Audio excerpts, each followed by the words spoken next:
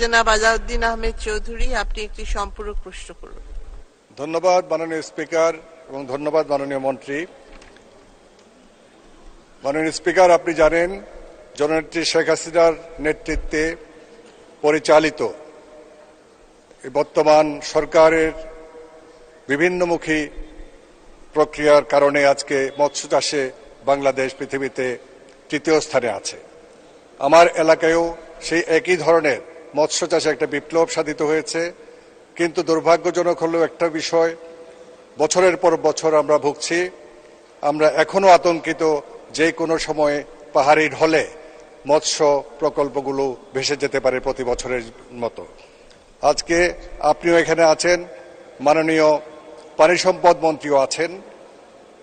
আপনার মাধ্যমে দুজনের প্রতি অনুরোধ করব এই প্রকল্পটি বাস্তবায়নের জন্য এবং মৎস্যচাষী সহ ওই এলাকার মানুষকে পাহাড়ি ঢল থেকে উদ্ধারের জন্য মুহুরী কহুয়া বন্য নিয়ন্ত্রণ প্রকল্পে অতি দ্রুত বাস্তবায়ন করতে। আর আমার প্রশ্ন হচ্ছে, 5টি উপজেলা অন্তর্ভুক্ত আছে প্রকল্পে। আমাদের ফেনীতে 6টি উপজেলা, ওই 6টির মধ্যে একটি বাকি আছে। আমার ফেনী এক নির্বাচনী এলাকায় 3টি উপজেলা পৌরসভা ফুলগাজী এবং ছাগলনাইয়া, 3টি অন্তর্ভুক্ত আছে কিনা, এবং না থাকলে ওটি অন্তর্ভুক্ত করার কোনো পরিকল্পনা আছে কিনা মাননীয় মৎস্য ও পশু সম্পদ মন্ত্রীর প্রতি আমার ধন্যবাদ। মাননীয় সদস্য, মাননীয় মন্ত্রী।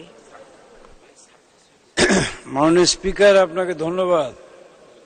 এই ফেনী জেলার 5টি উপজেলা আমাদের যে তৃতীয় পর্যায়ের প্রকল্প আমরা গ্রহণ করতে যাচ্ছি, তার মধ্যে যদি একটি উপজেলা বাদ থাকে সেটি ইনশাল্লাহ কালকেই অন্তর্ভুক্ত হবে।